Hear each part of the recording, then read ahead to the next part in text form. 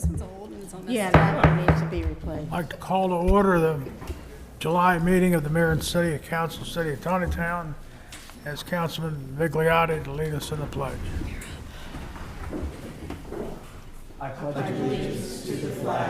Of the United States of America and to the republic for which it stands, one nation, under God, indivisible, with liberty and justice for all.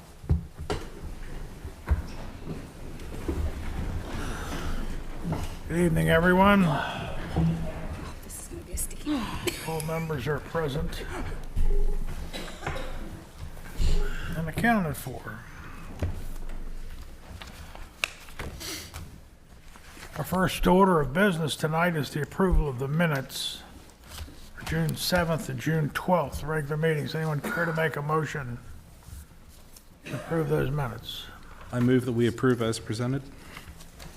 Is there a second? Second? Is there any discussion? All in favor, say aye. Aye. Opposed, like sign. So carried. Next, I need to ask, is there any council member who feels they may have a conflict of interest with any of the items that appear on tonight's agenda? No, sir. No, sir. No. All righty. Next, I'd like to make an appointment to the Zoning Appeals Board and have Mr. Carl Ebal serve that position. Anyone care to make that motion and second it? So moved. Or accept my recommendation, or however it works. I don't remember. Second? All in favor, say aye. Aye. Opposed, like sign. So carried. Where did you catch that? Resolutions, ordinances, and agreements. We have for introduction tonight two budget amendments. One ordinance 11-2017 and one ordinance 12-2017. These are concerning police vehicles, I understand, Henry? Could you Yes. explain that, what happened there again? Well, should I start out with deja vu? And what happened was the company that's hired to deliver these vehicles delivered the vehicles 5 days before the 1st of July. And we returned one of them back because it was damaged. The other one was accepted. So therefore, within the time frame that's in last year's budget. So we're going to have to move the money back into the last fiscal year for one vehicle. So we got one vehicle in 1 year and one vehicle in another year. Have any questions for Henry? Is there a way that we can address a situation like this to allow for some kind of flexibility in the receipt of cars? Because it's my understanding that we don't always have precise control over when the cars get delivered. So if there's a way that we could work, I don't know, like a flexibility into receipt of cars as a policy, I mean, is that possible? Well, not under the current rules, because I sat down with Bobby Joe and we talked about this, and there's no budging. It's black and white, and that's pretty much how it is. Again, just to explain a little bit in detail, is the company that delivered it. Now, and the reason I'm so concerned about this is if we start doing that, is the company, there's a company we buy the vehicles from, the dealer. Then they hire another company that does the delivery of the vehicles. And so my concern, I asked if, Bobby Joe, if on the 30th of June they delivered it, what would you do? She said, I would reject them. The day before? Right. Or accept them and then have to move the money. So what, my concern about that is that it's kind of out of the hands of the dealership, and it certainly was not, the only fault that we did would be that we accepted it. Now, the consequences of that is it's like sending the meatloaf back to the kitchen. Do you really want to do that? Because these guys are hired to deliver these vehicles. they have a schedule, and once that schedule gets disrupted, and obviously what happened here, there was a window opened up where they were able to get these vehicles out. So what would happen it would be, you now fall to the bottom of the list on delivery because you rejected them. So I think that there are some ways to do that, and I think basically when I talked to Bobby Joe about this, and she said it's hard and fast, I said, well, what can we do to take care of this? She says, you got to change the rules. I said, okay, we can change the rules. So that's what we're going to look at. We're going to work with Jay on that. And you have something you want to? I mean, this is one where we can't let these rules that are administrative in nature stop common sense. I mean, you want the police cars, you don't want them at the end of the year and get the dregs of the police cars off the lot. Everybody else does this. It's just a matter of trying to make sure that what we have in place will work so that everybody's job is taken care of. And in the next month, we're going to figure that out. We'll bring it back to you. As I had told the city manager, I'm sure you said you wanted new police cars. You don't really care how it happens. You don't really care how the watch works. You just want to know what time it is when you're supposed to do that. We're going to figure out that so that you can just say, this is the policy of the town, and the treasurer will follow that policy then. So. Thank you. So the notification to the company we order the vehicles from that we won't accept delivery until after July 1st doesn't work. In other words, we can't have that. Well, if you want to play the hardball with it, then yes, it would work. But you gotta, again, please understand that Well, I mean, there are two three companies. days is ridiculous. It has to do with common sense. But we had this problem a year ago. On and which it side was- of the fence is common sense? Our side of keeping the cars, or their side rejecting them? All right, well, let's try to fix it so we don't. have We're to going go through to, I this mean, next- the issue is delivery as well. I mean, there's lots of details you don't want to know, but what is delivery? If you bought a car and you paid for it, but you haven't picked it up, is it your car or is it not? When you go to pick it up and they haven't signed the title, is it your car or is it not your car? I mean, when's it covered by your insurance versus somebody else's? We just have to get into the details, which nobody really wants to, but now it's time. We'll solve the problem. All right. Any other questions? We'll deal with that next month. But for this month, we have adoption of Resolution 2017-09 water allocation. Anyone care to make a motion to approve the water allocation? So moved. Is there a second? Second. Any discussion? All in favor, say aye. Aye. Opposed, like sign. So carried. We had a discussion on Wednesday night about lowering the voting age requirement from 25 to 21.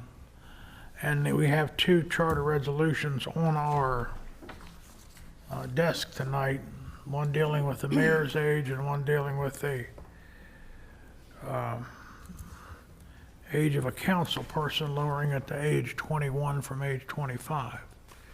Would anyone care to make a motion to adopt Charter Resolution 2017-10, age of qualification for the office of a council person? So moved. Is there a second? Second? Oh, Looking at it. Is there discussion? I talked to Mr. Mayor to a very few people because this came up rather quickly on Wednesday. There was some discussion of this, and then I didn't get a copy of the actual wording of this until it's sitting here on my desk. And so the people that I talked to about it were concerned about lowering the age for the mayor. They had some concerns about experience that, but most of the concern was that it's be done so quickly. What's the rush to do this? It seems to me that a resolution, like if we were going to take a position in favor of the Maryland State Flower or something like that, we could do in a single meeting. But because this changes our Constitution, which is the charter, and because it is of legislative effect, I believe that it's out of order to adopt this. It's under adoption on our agenda, because there's only been one day since we got this. And I think that we should have a hearing on such a thing before we amend the town charter. So Okay? I was going to move under else new have any business that thoughts? we don't adopt charters in the future without having a public hearing, so the public can be heard on this. Everybody I talked to had an opinion about it, but I didn't have much of a chance. There's two procedures in the charter for adopting things: ordinances and resolutions of legal effect require the rules for time for input under C-209 of the charter. Right. I think it's out of order. We can introduce this today, but I don't think we can adopt it today Well, because it changes our charter. Actually can adopt it. There's a motion and second to adopt Resolution 2017-10. We haven't got the It's only on for 2017-11. introduction. No, it's in for adoption. It's a resolution, not an ordinance. Okay. Mr. Mayor, if I could have the floor for a couple minutes, I could respond to some of those concerns. First of all, I mean, we've kind of been talking about age of candidacy on and off for about 2 years at this point, so it's not like it just came up out of nowhere. And as you remember, during the election, during our forum, it was one of the issues that was brought up by a number of different citizens about whether or not this would be something that would be interested in pursuing. And then, you know, when it comes to the actual lowering of the age, I know you're noting that you and a few other people maybe had some concerns with 21 being the age. For those of you who don't know, I am a fan of history. It's actually one of my areas of study in college. And, you know, my advocacy for lowering the age of candidacy isn't this kind of doxastic, conjectural, you know, belief that this is going to work.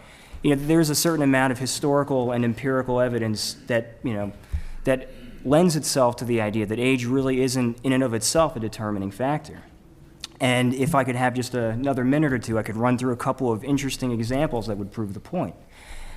So if we skip across the pond to Great Britain, we go back to the time of the American Revolution, there's an individual by the name of William Pitt the Younger. His father had been the prime minister during the 7 Years' War and the French and Indian War. Now, William Pitt the Younger is an interesting individual because at the age of 21, he was elected to the House of Commons. And what's really interesting about that is that 3 years later, in December 1783, this guy at the age of 24 became prime minister. The most powerful empire on the face of the earth, you have a 24-year-old running that. Now, what gets even more interesting is that his contemporaries mocked him because he was so young. They figured that his administration wouldn't outlive the Christmas season. His administration lasted for over 17 years. He guided Great Britain through the darkest days of the Napoleonic Wars. Now, what's also interesting about William Pitt is that he was friends with a guy by the name of William Wilberforce. William Wilberforce was elected to the House of Commons when he was 21, and he was still in college. Now, Wilberforce, working with William Pitt over the course of their career, abolished slavery in the British Empire. Both things which would have been impossible between the war and ending slavery if they had not been elected when they were both 21. So you fast forward a little bit and you skip over to this side of the Atlantic, right? We all know President James Monroe, who's famous for the Monroe Doctrine. He was elected to the Continental Congress at the age of 24. 24, this guy is helping to lead a rebellion against the mightiest superpower in the face of the earth at that time, 24 years old. If he had not gotten a start there, who knows where he would have ended up politically. You fast forward another century or so to Theodore Roosevelt. Theodore Roosevelt was elected to the New York State Assembly when he was 24 years old. And, I mean, there's a guy whose career speaks for itself. Now, there are only two more people I want to talk about. One of them has to do specifically with age, and so if we're going to be questioning whether or not somebody's old enough in terms of their youth, maybe we should be questioning whether or not somebody is old enough or too old, right? Because remember when President Reagan was elected in 1980 and then again in 1984, everybody mocked him, questioned whether he was too old for the office, and there's another guy whose record speaks for itself. Now, the last example that I want to talk about is, very close to home, and I have permission to talk about this individual, and that is our very own City Attorney Jay Gullo, who at the age of 23 became mayor of New Windsor, defeating an 18-year-old opponent. Now, what's really cool about Jay's tenure in office over 8 years is that New Windsor prior to his tenure in office, had experienced no growth since World War II. And under Jay, it doubled its size, became even more prosperous than it was. Now, I mean, anybody who's looking at this can say to me, well, this is, you're talking about exceptions. You're talking about people who are exceptions, but that's exactly the point. These are individuals whose peers believed that they had the character, the competence, and enough experience to be able to lead their respective constituencies in their times. And, voters in this day and age would feel the same way. If they saw somebody, regardless of their age, they looked at President Trump for that matter. At this point, President Trump is now the oldest person who's been elected to office. Nobody was talking about this guy's age. Age isn't a serious issue anymore after Reagan. Now it's a question of whether or not someone is qualified for the office, whether or not someone has the character and the competence. And so those are among the reasons why I support this. Anyone else care to make any Mr. Mayor? comment? I could. Go ahead, Certainly. Brad. I'm sorry. So Wednesday night, I presented an opposing view, and I spent many hours since then debating this in my head. I got to sleep really late last night, we'll say. And I came to this realization. Personally, I don't like the idea. And I came to the realization that I'm not here for my personal agenda. And if taking this step gives the people of the city more freedom to choose who they want, if they don't believe a 21-year-old is qualified, then simply don't vote for them. I don't see this as a tremendous thing for the city. I don't see it as a catastrophic thing for the city. In that case, give the power to the voters, and that's where I've come down. I kind of have to take my personal feelings out of it and let the people decide what they want to do with it. So that's what I have to say. Anyone else care to say anything? Yeah, I just wanted to get back on the point. I did some research on the distinction between an ordinance and a resolution, and the research I've done shows that it has to do with the subject matter, not the term resolution ordinance. You can't simply call a matter of change of law. What we're doing is taking 25 years out of the charter and putting 21 years in. And you can't just call it a resolution and thereby bypass the 6-day, 70-day rule in C209.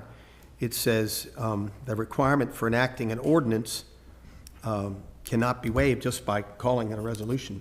And this actually, if we look back at the last charter amendment, it had to do with removal of office. It didn't occur all in one day. This happens to be moved in writing on a day when the public can't even speak. On Monday, we don't allow the public to have comments. So on procedural grounds, Counselor, are we doing I think anything that in illegal or August, wrong? you could do this, but you cannot do it this month. We've gone through this before. Charter changes are done specifically by resolution. It's required under state law. So when you change the charter, you do it by resolution. Our charter talks about how you handle ordinances and resolutions. You handle ordinances the way the councilman stated, where you introduce them, you pass them at a later meeting, unless you suspend the rules and pass them at those meetings. But a resolution, you can pass at the same meeting, even if it's a charter resolution. There's no hearing required. If you want to have a hearing, you could, but there's no hearing required. So everything is in order, should you wish to do this tonight. So maybe you wouldn't argue more over the procedural issues and more over the merits, and that's maybe where the discussion should go.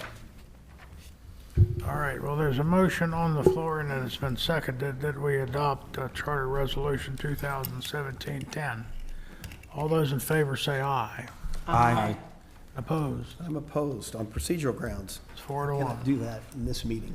All right, next is Resolution 2017-11, which deals with the age of the office of mayor. Also proposing to lower that from 25 to 21. Anyone care to make a motion to pass this resolution? So moved. Is there a second? Nope. All right, any discussion on this charter resolution? I talked to a lot of people since Wednesday about these, and the consensus I received was they were all for, they were okay with changing councilperson to 21. They were much more resistant to changing mayor to 21, and most people said they wanted that to remain 25. Anyone else? Yeah, I agree with, that's my sense of talking about it, that people are reluctant to change the mayor's age. to 21, much more reluctant than that. I still believe that you cannot change the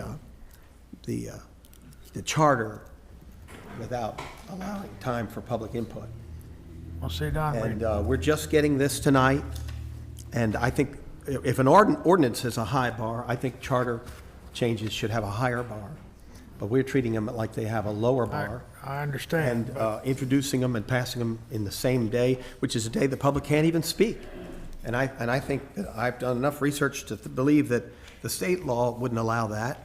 And I don't believe just because the charter is silent on resolutions that you can call a resolution, you can call a law change a resolution change. For that reason, I'm going to vote against it for procedural reasons. We pay an attorney to give us legal advice. He's given us legal advice. He says it's okay to do this. So, I think it's bad advice. I think that's not the way the law reads. is there, it's been moved and seconded that we lower the age of the office of mayor from 25 to 21. All in favor, say aye. Aye. And opposed? Nay. 3-2. That doesn't have to pass by a supermajority. Simple majority. All right. Next, we have up for adoption the fiscal year 2018 town and county agreement. Anyone care to make a motion to accept the town-county agreement for 2018? So moved. Is there a second? Second. Is there any discussion? I have questions for Henry about it. Can we pause this and wait for him to return, if he is returning? Can we table it and come back to it? Yeah, I think that's a good idea, if you have questions for him. All right, well, it's, there's the city manager board next. We'll have to skip that one too. All right, we'll let him handle that. Well, the city What- manager's report is next, Shall we too. go into the legal reports in the absence of our I city didn't get out manager? of here soon enough. We talked about a few issues. I broke them out for you tonight. The issue with Creekside is under old business, so we don't need to talk about that now, which leaves us just focusing on the issue of the Meads Crossing Public Works Agreement and specifically the bonding provisions.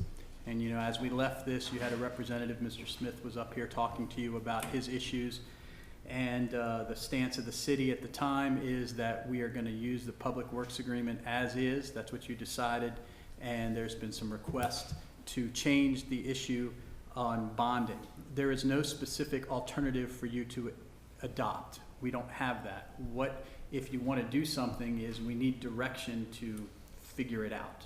At this point in time, the staff feels that the direction is not to do anything, so that's what we've done, nothing, and we did that very well. So we want to move towards something. You have to give us direction to move towards something. Whatever we would do, we need to bring it back to you. Mayor, can I say something? Just, you made the comment the other night that I've thought about this weekend, you know, kind of if it's not broke, don't fix it. But I've kind of come to the realization that maybe the town's been doing that for too long. We do a lot of not doing anything. And I think sometimes just if it's not broke, don't fix it also means don't make things better.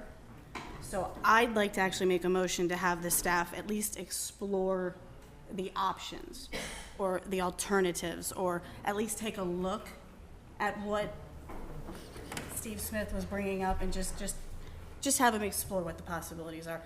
I know in the past, you know, these things have worked just fine, but they also weren't $8 million up front that they were talking about either. So I think times have changed quite a bit. And I'm not saying one way or the other, but I think I would like the opportunity for them to at least just take a look at it, discuss the options, rather than just wipe it off the table. Was that motion? I did. I made a motion. I'll second that. So what was the motion? Tell me again. Just to have the staff explore how would you put that? An alternative? The alternative. yeah. The request from Meads Crossing for an Yeah. alternative. Yeah. All right. I don't think there's any harm. Any in other looking at it. discussion? I was gonna say, I don't think there's any harm in just looking at it, so. I thought we had worked out an arrangement to act upon the release of some money on Wednesday we talked about. This is a different issue. Yeah. We're not talking about the releasing the bond. We're talking about allowing Meads Crossing to begin their development project without properly posting the bond. In other words, the bond that is proposed by the Public Works Agreement. Okay, They want to reduce it and only be able to post the bond for a particular segment or section. And if you recall, I was very much opposed to that. And, you know, I hope, I don't have any problem with studying the issue, but I'd much rather just put it to bed and move on, because we have to decide, again, what's best for the town, not what's best for the developer, and not what's best for the builder.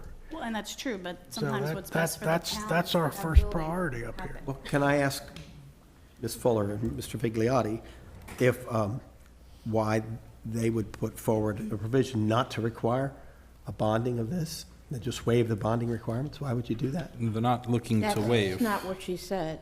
She It's said, a You want to go modified. back to the staff and talk about it. No, it's a modified bond schedule. Instead of an upfront lump sum, it's done in phases as they progress. They get bonds for each phase. Instead of doing 8 million upfront, they do chunks as they go through different phases. Yeah, but I'm not clear what the motion and second is for. That they're gonna vote about. The motion is to give city staff the ability to explore it and bring us the alternative to consider. Actual numbers, actual details, that we can see what phases, how much for each one, which I think is not a bad idea. What I would like is for that to go to the planning commission at the end of this month before it comes to council. Is that a friendly amendment? Well, that's simply a direction, that's not an amendment. Just a timing issue, that's all. Right, yeah. Any You have other all the discussion? time in the world, my friend. Never used a veto before, but I may use it this time. All in favor, say aye. Aye. Opposed, like sign. So carried. What does one do when they want to veto a piece of legislation that passed? Well, I've never done that Usually before, you but don't I'm write it. adamantly opposed to that. direction. What you would do is you'd say you'd veto it, and then it goes back to the council to see if they can override your veto with a supermajority, which is 4/5. So the strategy for a veto would be to wait until you had the actual document in front of you, a proposal. That's probably wise. I think we'll wait until see what comes before us before I exercise that power. So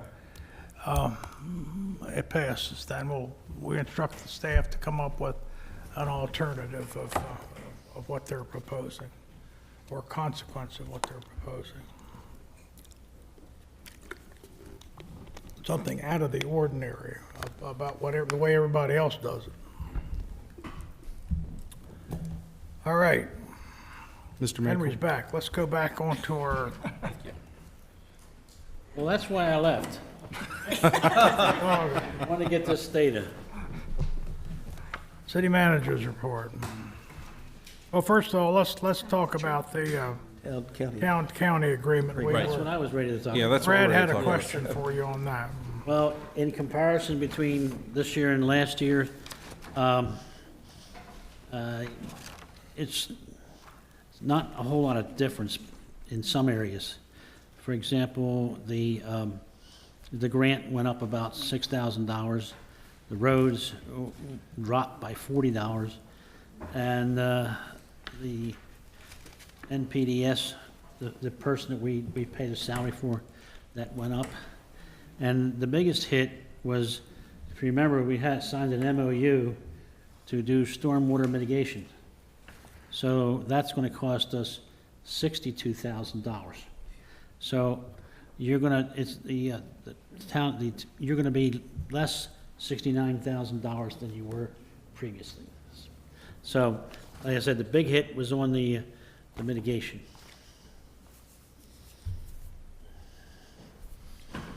The mayor's already signed. Anything else? My question for you, Henry, is how is this broken up among departments in the city? The money we receive from the county, Right. do we earmark Parks and Rec, et cetera, et cetera? No, it just goes in straight into the general fund. Okay. Anyone else? It's been moved and seconded, I think. Yes. All in favor, say aye. Aye. Opposed, like sign. So carried. Now we'll move into the city manager's report. All right, there's just three things, and the first one is the capital projects have been completed. As far as the projects, you all have copies of those. Hopefully you're reading them and not falling asleep with those things, but at some point in time, we're gonna have to sit down and make a decision. I think the first thing that has to happen, though, is we're gonna have to figure out what the projects we're going to approve. Then those projects have got to go to the planning and zoning to make sure that they fit within a comprehensive plan. And then it comes back to the city council for approval. So that's the process. And well, the other news is that Sergeant Brooks has turned in his resignation, and his last day will be July 24th. And I have one more thing, and every month we have a team meeting, management team meeting, and at the last one we had, there was a request to put this together again. It's talking about employee compensation, and it's just more just for you guys to kind of take a look at. And what Diane and Joe have agreed to do is to come to our next meeting and discuss some of these points. So it's really not for discussion tonight, it's more for information. Thank you.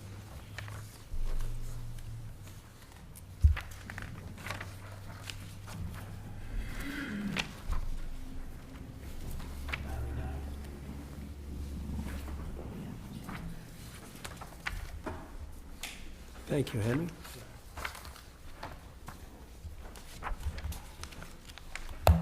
And that's all I have. Questions for Henry? But I will say that the conference was very good, and some of the classes I went to were very interesting and informative, and in particular, the one that was the community policing. I thought that was a very good one. All right, very good. Any question on the departmental reports? Hope everybody noticed that Rick Weaver is planning to retire. His report, he served us well and faithfully for 29 years. And hopefully we can do something to thank him for his service. I hope we'll be able to Yeah. work out something to recognize him a little bit.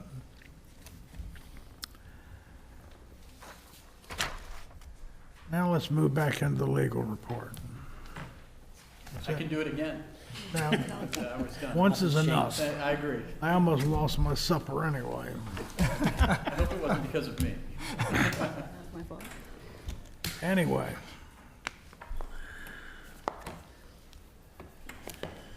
Old business. Maintenance contract recommendation for the blower service at the wastewater treatment plant. We had been talking about this for 60 days or so. Anyone care to make a motion to accept the recommendation to provide a service contract for the blowers at the wastewater treatment? So moved. Is there a second? Second. Is there any discussion? All in favor, say aye. Aye. Opposed, like sign. So carried.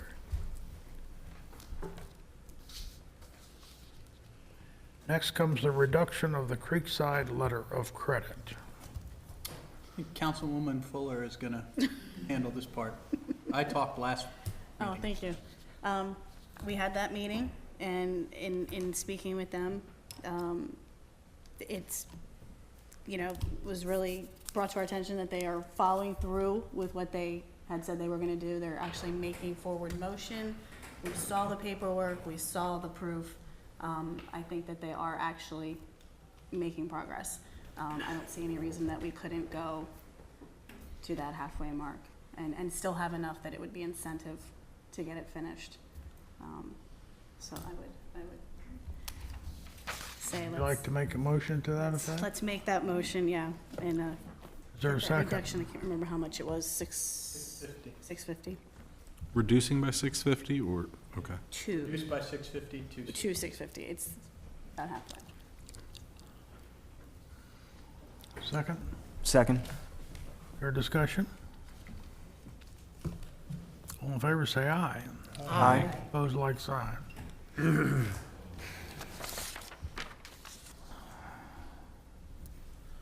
All right. New business. Monthly financial report. Anyone have any questions regarding the monthly financial report?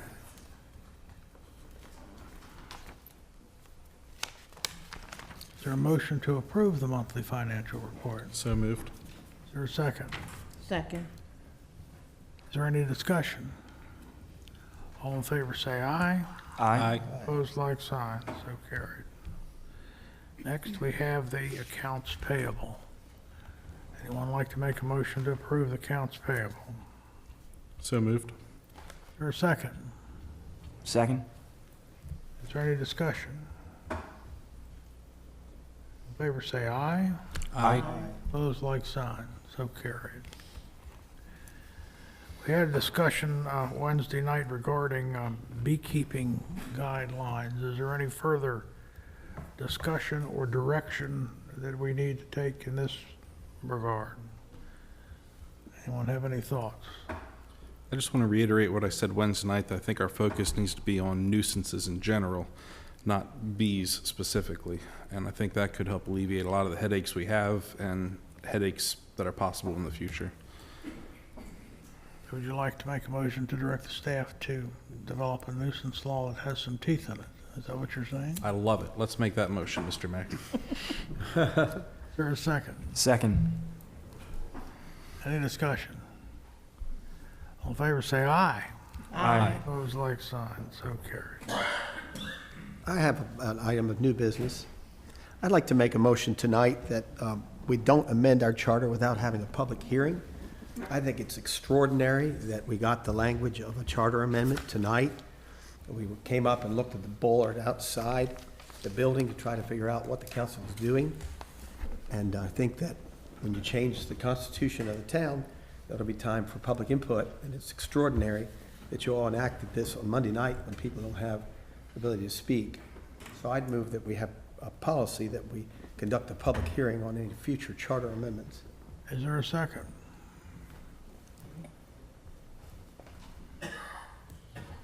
Hearing none, the motion dies for lack of second. Let's move into council member reports. Councilman Frazier, what would you like to tell us tonight? Well, I'd like to first compliment Richard Weaver for a job well done as Public Works Director. I had a chance to talk to Kevin Smeek after the meeting on Wednesday, and it's going to result in some other people's talents rising to the fore, and we'll see them in positions where they can do their best. But he has a great record of taking care of our town and deserves our accolades. Thank you. Councilman Wentz? At Planning Commission, we worked on the outdoor displays in downtown. There was kind of a little hang-up and confusion in talking about outdoor dining. We're ironing that out, and we'll send something to the council maybe next month or the month after to finally address it and put it to rest. They began discussions about drive-throughs in downtown, what kind of limitations can be put on it that would keep downtown nice like it is, but at the same time, open up slightly for different kinds of businesses. Planning Commission also asked me to say to the council that they would like additional chances to look at Meads Crossing as it goes through. Part of the reason why I requested that the PWA come before Planning Commission so that they can continue to look at that and kind of keep tabs on it as it progresses. They've been looking at this for many years, and they just kind of want to see it through, and I'd appreciate the council giving them every opportunity to do so. Tonight I came from the Taneytown Lions baseball board meeting. I was only there for about 20 minutes. But they're working on some neat things. They just finished up spring baseball. Fall ball will be starting. My wife and I volunteered to coach a team this year. They're having a tournament this week taking place over at the park, which is very exciting for the city. There are teams from, I know, Frederick and other surrounding areas coming in for this tournament. They did ask me to mention, if I could, to Henry, there is a rope on a flagpole at the big field that needs replaced. I think they've already talked to the city about it, about the city going in with a bucket truck to fix that rope. I'm not aware of it, but Okay. it's just the lanyard. Yes.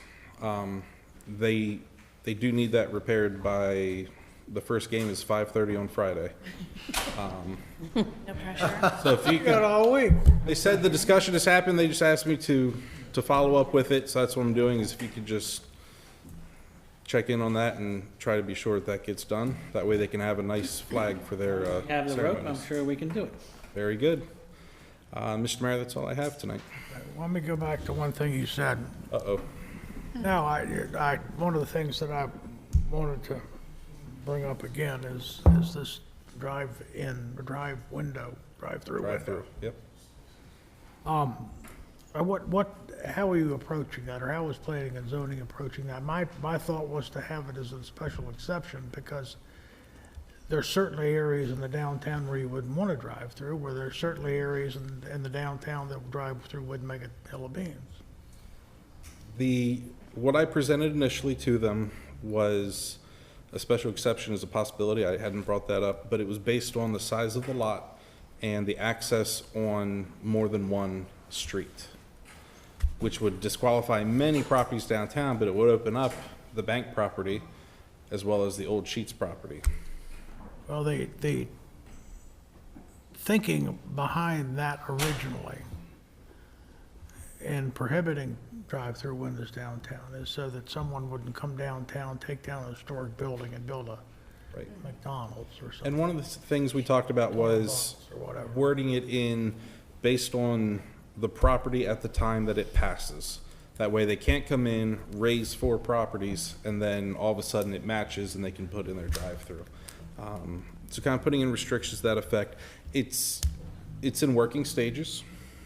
And if there are any input from the council, I'll be more than happy to take it back to the planning commission. Well, maybe, my own thought was the simplest and the easiest way to be allowed as a special exception. That way it could be dealt with on an individual basis, and common sense would prevail, which is, common sense is not very common. Not when you have more than one person, no. Thank you. All right. Diane? Like Henry, I enjoyed the MML conference, attended some interesting sessions, got a nice refresher at the ethics session. I try to repeat that every time I go. It's always something you can pick up or remember. Main Street was an exhibitor at the conference, along with several other main streets. So that was an interesting little area, and we did well there. The Taneytown Ambassador Program has been recognized by the state of Maryland, and other municipalities are copying our idea. So I think that's very good. Also want to remind everybody that the nautical wheelers are here on the weekend of the 22nd in Memorial Park. Let me see, is there anything else? As everyone knows by now, the Chinese building has been sold, being renovated as we speak. No news on just what they plan to do yet. They're just getting the building in order. So hopefully good things to come there. That's it. Very good. Joe? A couple things this evening. First of all, like others before me, I want to start off by congratulating and thanking Rick Weaver for his years of dedicated service to the city. Turning to the police department, our own Corporal Schaefer has completed field training school, so he's now a certified field trainer. That'll be a tremendous help to us. The chief wanted me to talk about and thank City Council for the new HD camera system. He wanted me to explain that there have been 2 traffic stops that have resulted in several arrests for drugs. So he says, thank you for this because they've been very efficient and very critical to the efforts of the police to begin to combat this kind of stuff. He also wanted me to talk about the salary restructuring and to thank council for addressing that so efficaciously. He was explaining that before we had the restructuring, he was having to go to different academies to try to find qualified applicants to apply here, and he couldn't find any of them. And now we have 10. We have 10 people coming to the department who are seeking employment with us. Finally, with the police department, we have National Night Out coming up on August 1st. The police department will be doing that again. The details are going to be forthcoming and they'll be posted on Facebook. And then the very last thing I want to talk about is just down the street here at Buickster Hall this coming weekend. There's going to be the first annual Refuse to Sink, Mingle, and Shop in order to sponsor a team that's going to walk in the American Foundation for Suicide Prevention. This is going to be an event that is on July 15th. It lasts from 12 p.m. to 6 p.m. Again, that's at Buickster Hall. There's going to be food there, there's going to be vendors, and you're going to have the ability to be able to learn about what the organization does and to meet the people who are going to be participating in the walk. And I think it's a really awesome thing, and if anybody can be there, definitely come out and show your support. Thank you. Thank you, Joe. What do you have for us, Judy? Well, I also enjoyed the convention, learned a lot, met a lot of people. Looking forward to next year when I can drag Joe along again. He's gonna fight me every step of the way. Also wanted to mention that when I spoke to Kevin, and I know that it's kind of been a discussion back and forth on the trees out on Main Street both ways, the way they're overgrown. They did get somebody to come, they're coming to trim those back. So they will be done, people can rest easy, they'll be able to see the turnouts again. So that's about it. Great, I had similar accolades for the convention. And I think one of the best sessions I was able to attend was a session on sign ordinances. There were some things that I learned and things that we can do that might fine-tune our sign ordinance a little bit better, and there's a lot of things we can't do. But anyway, I'll have an opportunity to talk with, develop that a little bit. But that was one that stood out for me. There was another interesting concept that I saw. There was a company there that recycled clothing, that you see these boxes set all over town for collecting clothing purportedly to go to poor people. Well, they shred them and remake clothing out of them. They get about $1,600 a ton for doing that. Well, the vendor that was at the show was a company that did this and shared the profits with the city, and also gave first opportunity to the churches or other charities to have people come in and use the clothes if they wanted to use them, rather than just arbitrarily shred them. So it might be something we want to talk about later. I mean, again, I've got the information, I've got the contacts, and as I ask more questions and have some more discussions, I might bring that to you in the future, but it would eliminate two things. It would eliminate 2 clothing donation boxes in every parking lot we've got, and it would allow us to be part of the help process and make sure that some folks that needed these services could get them. I know that the clothing ministry that we operated for years at St. Joseph's was closed a few years ago, and we haven't really had anything to affect that, to come back with that. So this might be a good alternative for that. And that's about all I said, I guess. I wanted to ask about trash. I think we had a bump in the road last week A big one. about trash, but I think everything has worked out and it'll be smooth from here on out. Again, I think we probably could have done a better job communicating with the citizens about how this was going to work. I'm not blaming anybody, I'm just saying that we could have done better. But I think that the company that we've selected has every ability and every desire to do a good job. So, any comments that you'd like to make on that, Henry, or anything? Well, there was, the biggest issue really was the change, that most people got used to having, on a holiday, switching to Thursday. So, well, the first day, the people who read it on the website, they put it out on Wednesday. People who did Thursday did not. So Thursday, people set it out, and then we came again to collect it again. And then there was a situation where those who had it set out took it back in, and so we came back on Saturday to pick up the rest. But it's to tell you the truth, now their policy is every Wednesday, no exceptions. That's pretty easy to remember. So not even for holidays at this point, just every? Yep. Well, that's wonderful. All right. Thank you all. Anyone care to make a motion to adjourn? Jim? So moved. Second? Jim, you gonna mention about your calendar? Oh. I should do that. Don't, I haven't hit the gavel yet.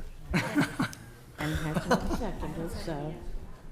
One thing that kind of came from a conversation that I don't know really how it developed, but it is developed and it is here. Henry's wife, Lynn Hine, is a bird watcher, I guess. I don't know if that's politically correct or not. She doesn't watch them, she takes pictures of them. But she takes pictures while she's watching, and she does a wonderful job. And I said, Then she can look at them later. and I said, Lynn, wouldn't it be wonderful if that's such good work? Why don't you put them in a calendar? So, well, one thing led to another. We have a calendar that Lynn has compiled from her photographs called The Birds of Taneytown. And they're available for purchase, $10 a piece. All profits will be given to Caring and Sharing Ministries. And they're available now, and you can buy as many as you'd like. So, if there's, I don't know whether they've been placed at various locations or not, but we talked about placing them at City Hall and at the museum and various places around town to offer these as I mean, they're gift quality calendars. They're very nice calendars. I bought one. I don't spend $10 lately. They've already gotten quite a following already. There's at least 30 calendars have already been sold. And that's before you even said anything about it. There you go. But you'll see and hear more about this as we continue to publish. It's only been out a week, and or maybe 10 days. And we'll be putting it in the record and on the various Facebook places and stuff like that. But there's kind of a neat idea. And again, every dime will go toward helping the folks who are less fortunate here in Taneytown. Now, is there a second? I'll second. Keep us in suspense. All in favor, say aye. Aye. We're adjourned.